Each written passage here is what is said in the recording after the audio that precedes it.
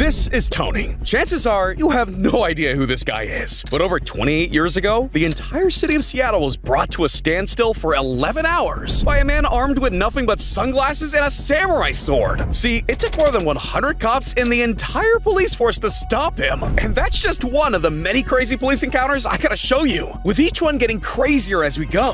And first, one guy did something so stupid, he's facing extra time behind bars. Suspect doing some breakdancing here in the middle of the roadway, and he is definitely playing games with officers now, putting on quite a show. Yeah, the cops told him to get down, and he did. Man, this guy was just dumb. But our next suspect was in a hurry, because this dude was doing 63 miles per hour on an e-scooter. That's more than 4 times the legal speed limit. And, well, he figured this might be his best shot at making it on time. He was wrong. But he's going nowhere now. Because not only did he end up losing his job as a mechanic, but he also tested positive for meth and spent a month in jail. This guy was down bad. But there's one suspect that was down even worse. Because after stealing a car and driving recklessly down the freeway, this man really thought ditching the vehicle and making a run for it was a smart move, only to hide in the stupidest place possible. Do it, stop. Oh, come on, guys, he's right there. The officer's running right by him. They're going right by him. Angie, our pilot today, talking on O2, trying to tell the officers that this suspect is right there. Oh my goodness, I just feel so bad for those officers making their way back now. What the hell? That's gotta be the crappiest game of hide and seek I've ever seen. Man, with a helicopter overhead, you'd think criminals would be more careful. But instead, we got people like our next criminal. The man was trying his best to get caught. This is 40-year-old Dominic Desir, who led police on a wild chase through LA, all while rocking a Joker mask and waving a chainsaw from the roof. And when the cops finally catch up to him at Venice Beach, he starts running around the boardwalk, burying strangers in the sand and giving out high fives. Another day in California, Venice Beach, man. And look, wanting to get caught is one level of crazy, but it gets way more twisted than that. Because Wilfredo Garcia Jr. loved live streaming so much, it sent him to jail. Police say a fugitive's post on social media led them right to him.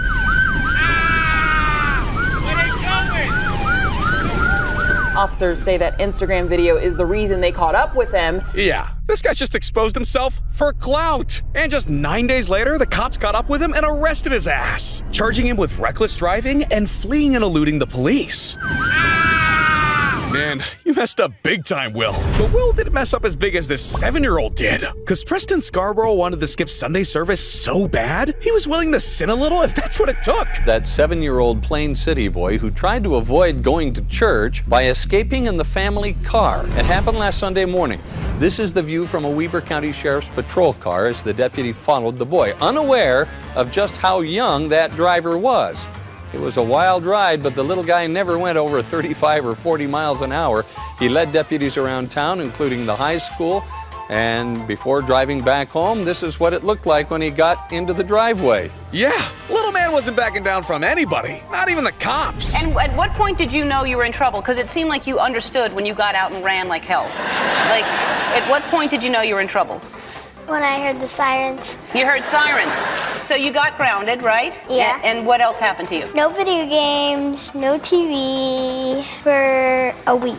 So even after all that, Preston got a slap on the wrist and walked away with a fresh new set of wheels on The Ellen Show. Damn, this kid got off lucky. But there are a lot more crazy moments coming up. Like this guy who stole not 1, but 2 police cars in under an hour. The man who tore through his town in a tank. Or this real-life samurai who held up the entire police force for 11 hours with nothing but sunglasses and a sword. Yeah, we'll get to all that and more. But first, we gotta talk about the time one guy attempted to lose his wanted level in real life. Because after stealing a car and flooring it down the highway, his getaway had gassed out. And he is opening the door. And now he is pushing the car. Maybe it's in neutral. He looks like he's waving for assistance here.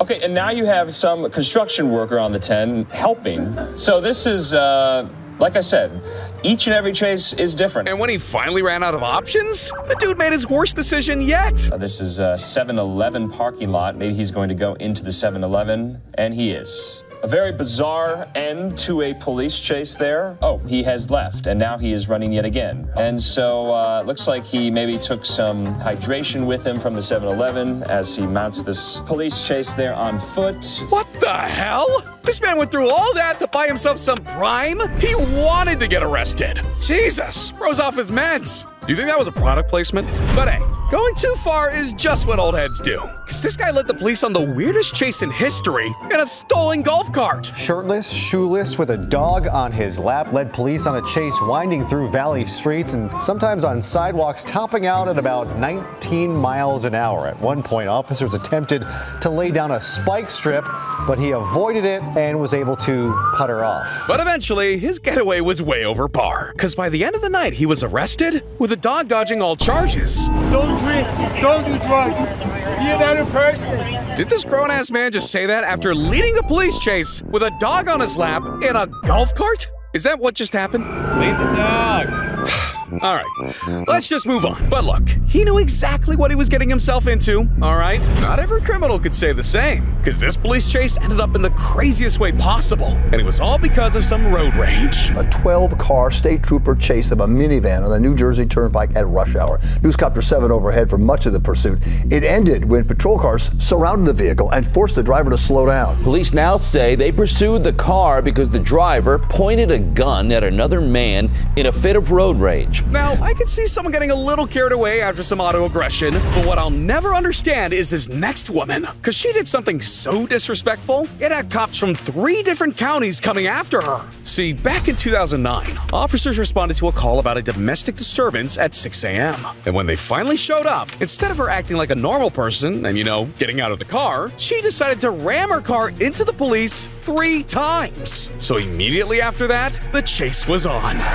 Turns around. Oh, now this is not good. She's going to come right towards officers. Right there. Look at this. Threads the needle. Little Miss Mayhem even serves the cops some donuts. It's almost like who's pursuing who here. She is most definitely playing a game of cat and mouse. And if that wasn't enough, she was hitting speeds of over 100, going the wrong way down the highways, and waving at noose choppers. And look, doing donuts around the cops is really disrespectful. But riding a horse down a highway? That's a whole nother level. See, this is Adam Hollingsworth, aka the Dreadhead Cowboy. And let's just say, he's a bit of a character.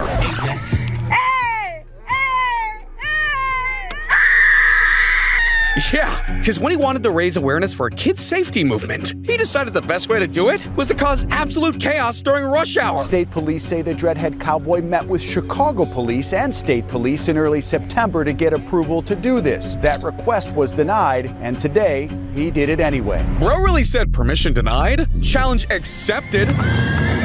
And in 2020, Adam get it up big time, riding down the Dan Wright Expressway and yelling, Kids lives matter, y'all.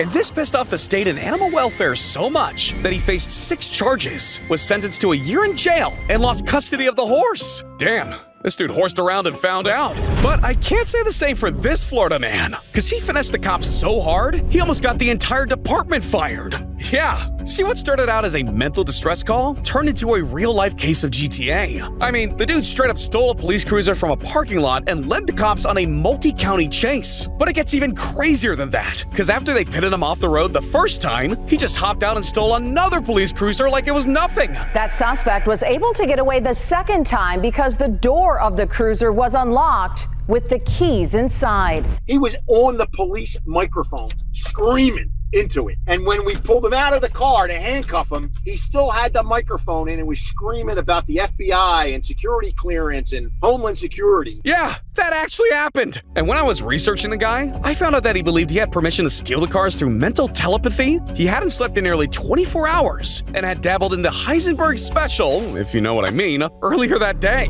Say CIA, DEA, Harvard, Paul, Will, Vicky, Courtney. I hear you, man, but don't get it twisted. Because sometimes criminals flex a little too hard and they end up losing everything. But what made this different was what the suspected perps were throwing out the window, fistfuls of apparently stolen dollars. Yeah. See, after hitting up a Bank of America in Santa Clarita and running off with 40 racks, these guys decided to make their getaway a giveaway. Bundles of cash thrown from the back seat as the car raced through town. People rushed into the streets to scoop up the money. Look at that again. They're throwing money out the window. What is this? Robin Hood? Nah, man, that's Robin from the Hood. And this went viral for all the wrong reasons. Because while they were circling around town making it rain, hundreds of bystanders started flooding the streets. Yeah, those people were trying to grab some liquid assets for themselves. That's illegal. But eventually, it rained a little too hard. Because by the end of it, they were broke and slapped with a first-degree robbery charge. Damn, that's a fat L. But Bernice Wilson took an even fatter L. Because he was hard for some timber and ended up getting burned. See, Bernice was down on his luck. He'd lost his job, was homeless, and had been diagnosed with a serious illness. The man was down bad. But that's when it all clicked. The drama begins when Bernice Wilson, an unemployed truck driver with a criminal record, spots this 18-wheeler loaded with lumber outside a KFC. I was homeless and had nowhere to go and couldn't get any help. Thought I could get this truck and go sell the lumber and get me some money. So for 90 minutes, the guy was tearing through Dallas in an 18-wheeler, waving and honking like he was leading a parade. Hell, he even got high fives from people cheering him on. That one guy, he just gave him a high five. But midway through the pursuit, his plan went up in flames. Meaning now, not only was there a maniac on the loose, but a literal fireball was tearing through the streets of Dallas. And that's when Bernie completely went off the rails. We had a man who was totally out of control, didn't care what he was doing or who he hurt. We had to stop it. Cops move in to shoot out his tires. But there's a problem. Two of the wheels had already blown out and caused a fire. This did not slow down the truck, so we realized that just shooting out the tires on this truck was not going to stop it.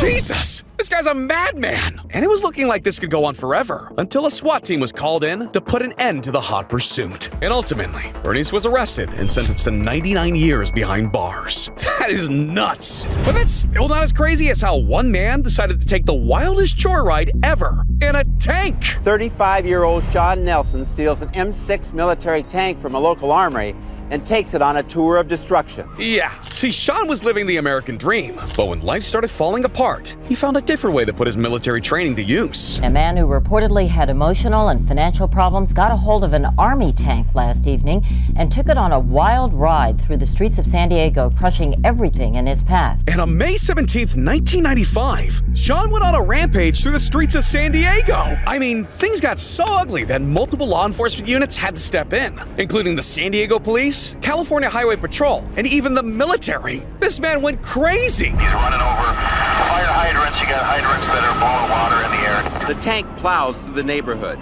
the driver hell-bent on destruction. He's doing these cars on purpose. Oh my God. Yeah, he's rolling over just about anything he wants to. And just as I got out in the driveway, he ran over my truck.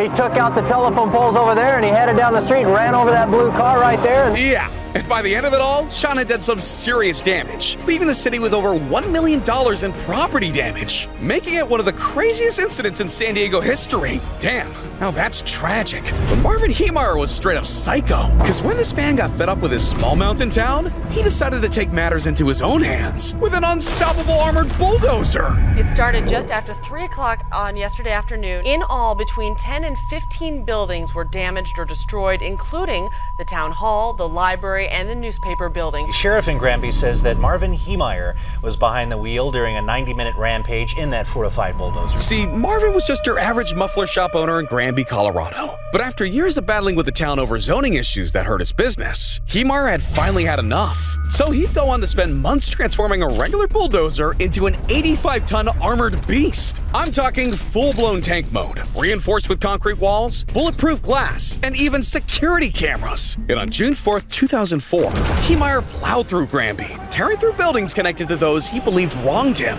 causing over $7 million in damages. Damn. People at Granby were lucky to make it out alive. That's crazy. But what's even crazier is the story of the Seattle Street Samurai. Because this man put the entire city on lockdown armed with nothing but sunglasses and a samurai sword. This is Tony Allison, but on April 4th, 1997, he insisted that everyone, including the police, call him Apollo. Seattle, Washington. An explosive standoff begins when a man brandishes a samurai sword on a downtown sidewalk. Yeah, It all started when an off-duty cop was alerted by a man waving a sword around, ranting about demons and Satan. Which leads us here, the very same spot where he'd remain for the next 11 hours. Cornered, the man refuses to surrender his weapon without a fight. And they tried everything.